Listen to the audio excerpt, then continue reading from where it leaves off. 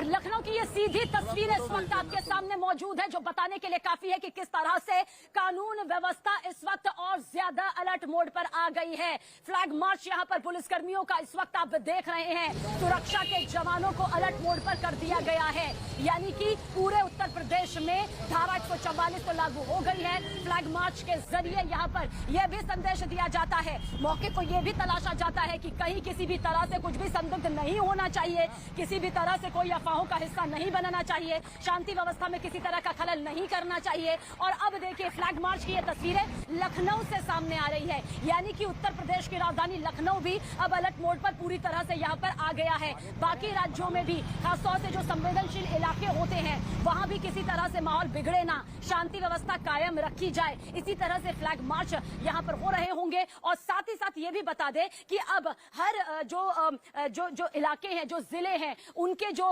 प्रशासन के अधिकारी होते हैं, जो जिलाधिकारी होते हैं, वहां के जो डीएम होते हैं, वहां के जो बड़े अधिकारी होते हैं, वो भी इस वक्त बैठक कर सुरक्षा व्यवस्था का न सिर्फ जायजा लेंगे बल्कि आगे की रणनीति और भी पुख्ता करेंगे।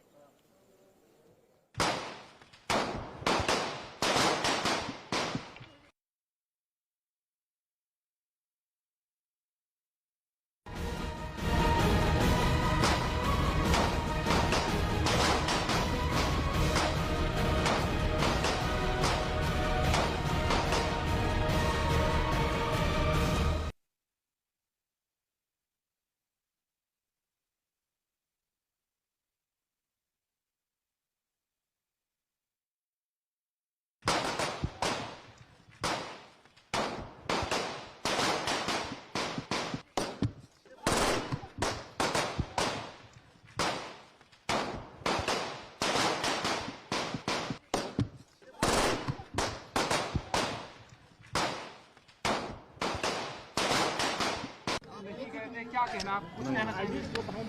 नहीं ले गए तो नहीं गए। मेन बात यह है कि गुड्डू मुस्लिम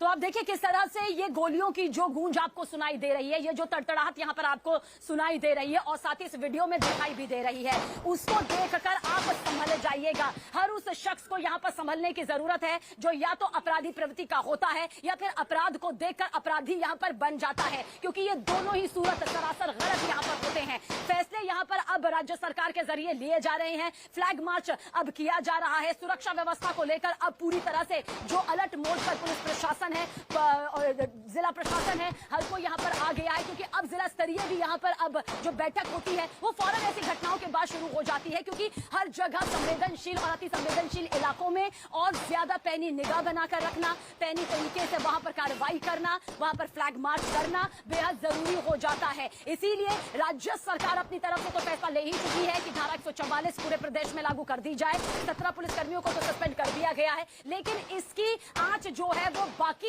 इलाकों पर ना पड़े, इसकी भी अब तैयारियां यहां पर शुरू कर दी गई हैं। अब देखिए हलचल जैसे ही ये खबर सामने आई तो प्रयागराज की जनता ने भी यहां पर दिखाई देने लगी कि किस तरह से ये पूरा हत्याकांड आ जाता है। किसी ने सोचा नहीं था कि अतीक का अंत कुछ इस तरह से होगा। हालांकि अतीक का अंत तय था, ये तो बिल्कुल साफ है, क्योंकि कानून की धज्जियां उसने हर कदम पर उड़ाई है। अपराध को आगे बढ़ाने के लिए उसने हर कदम पर गुनाह किए हैं और उन्हीं गुनाहों के रसूख से वो आगे यहाँ देखिए लगातार ये जो घटना स्थल है वहाँ पर मैं भी मौजूद हूँ, सबीरा भी मौजूद है और आपको मैं समझाने की कोशिश कर रही हूँ कि ये जो पूरा घटनाक्रम घटा वो किस तरह से घटा। इसके पहले मैं आपको बाहर से अंदर की ओर लेकर के आई थी और आपको ये समझाने की कोशिश की थी कि कैसे बहुत ज्यादा दूरी नहीं है बाहर से और इस जगह की जहाँ पर अतीक अहमद को और अशरफ को अंदर लेकर के जाना था उनके हेल्थ चेकअप के लिए। कल भी यहीं पर अतीक और अशरफ को लेकर के आया गया था, आज एक बार फिर से हेल्थ चेकअप, क्योंकि वो जरूरी होता है। जो नॉर्मल प्रोटोकॉल है, अगर कोई कैदी पुलिस कस्टडी में है तो उसके लिए जो जरूरी होता है ये वही चीज थी और यहाँ अंदर तक उन्हें पहुंचना था, लेकिन चंद कदमों की दूरी के पहले, मतलब बहुत ज्यादा फासला नहीं था, इस जगह पर जहां अभी मेरे पीछे आप देख पा रहे हैं यहीं पर असद और अशरफ की मौत हो जाती है। तो आप देखिए जिंदगी और मौत के बीच का जो फासला था वो कितना कम बचा रह गया था। अगर यहाँ से मात्र उतनी दूरी और अशरफ और अतीक ने तय कर ली होती तो फिर शायद जान बच सकती थी, क्योंकि उसके आगे का जो रास्ता है वो और ज्यादा सकरा है। दिनेश उधर आप दिखाइए, अंदर जो हॉस्पिटल में जाने का रास्ता है वो और ज्यादा सकरा है और ऐसी स्थिति में जो यहाँ पर पहुंचे हुए थे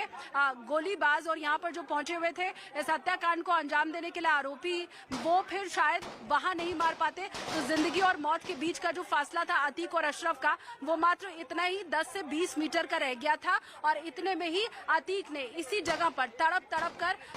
प्राण त्याग दिए और यहीं पर वो मर गया। देखिए वही जगह है जहां पर मीडिया ने अतीक और अशरफ को घेरा और ये कोशिश की कि उनसे सवाल पूछ सके, कुछ कह सके। अतीक शायद अब जवाब देने ही वाला था क्योंकि उसको घेर करके मीडिया कर्मियों ने यहाँ पर कोशिश की थी सवाल पूछने की कि 3 जो यहाँ पर मीडिया कर्मी की शक्ल में लड़के पहुंचे हुए थे, उनमें से एक ने रिवॉल्वर निकाली और बिल्कुल बगल में, क्योंकि वो खड़ा हुआ था अतीक अहमद के और मुंह पर माइक तमाम जो यहाँ पर मीडिया कर्मी मौजूद थे उन्होंने लगा रखा था और इधर से सवाल पूछा जा रहा था। आप समझिए जैसे अतीक यहाँ पर खड़ा है और ठीक इसी तरह उसके मुंह की तरफ जो माइक है वो आया हुआ है और बगल में, क्योंकि मीडिया कर्मियों ने ऐसे घेर करके रखा हुआ था, उसके अगल बगल इधर पुलिस वाले थे। तो अतीक अगर ऐसे खड़ा है तो उसके दाहिनी और बाईं तरफ पुलिस वाले थे और सामने की तरफ से जो मीडिया कर्मी थे उनकी तरफ से सवाल पूछा जा रहा था। तो जब मीडिया कर्मियों का सवाल पूछा गया तो उसी में बगल में जो एक शख्स मौजूद था उसने अपने पास रिवॉल्वर निकाली और रिवॉल्वर निकाल करके सीधा कनपटी पर रख दी अतीक अहमद के। जैसे पहली गोली लगी, आप उस वीडियो में देख सकते हैं कि छिटक करके अतीक वहीं पर गिर जाता है, खड़े खड़े सीधा जमीन पर वो गिर जाता है और फिर उसके बाद गोलियों की वहां पर धड़धड़ाहट आपको सुनाई देती है और एक के बाद एक कई राउंड फायरिंग होने की खबर सामने आती है। फिर वो जो मीडिया का कैमरा है वो आपने शेक होते हुए भी देखा होगा। मीडिया का कैमरा जब शेक होता है तो उसी वक्त जो भगदड़ मची उसी में एक मीडिया कर्मी जो था वो भी घायल हो गया और ये जब गोलीबारी हुई तो जो आधिकारिक बयान अब पुलिस कर्मी की तरफ से सामने आया वो यही है कि एक पुलिस के जवान को भी बुलेट इंजरी हुई है। जब जुल्म की इंतहा होती है या जब अपराध का पराकाष्ठा होती है तो कुछ फैसले आसमान से होते हैं और मैं समझता हूँ कि ये कुदरत का फैसला है और इसमें किसी भी कमेंट की आवश्यकता ही नहीं है। अतीक का इतना लोगों से दुश्मनी थी, इतना बड़ा लोगों के साथ दहशत था कि इस तरीके के ऐसे लोगों को उनके खिलाफ अंजाम हो और हमारी सरकार जो है हमेशा। तो आप देखिए किस तरह से अब आपको हम ये भी बता रहे हैं कि इस पूरे मामले को लेकर अब एक के बाद एक बड़े कदम तो उठाए जा रहे हैं, कदम उठाने लाजमी भी बन जाते हैं क्योंकि उत्तर प्रदेश की कानून व्यवस्था बाकी राज्यों के लिए एक मिसाल भी बनती जा रही थी। लोग इस बात को एक मिसाल के तौर पर दे रहे थे कि देखिए अगर आप अपराध करेंगे, अगर आप बेखौफ होकर बदमाशगिरी, माफियागिरी, डॉनगिरी करेंगे तो सजा आपको यहाँ पर भुगतनी होगी। मैं आपको गाड़ी के अंदर बैठकर इसलिए दिखा रही हूँ क्योंकि यहीं पर बताया जा रहा है कि हो सकता है कि कुछ देर बाद पोस्टमार्टम के लिए दोनों के शव को लाया जाए, यानी कि अतीक अहमद और साथ ही साथ अशरफ उसका भाई जो कि इस हत्याकांड में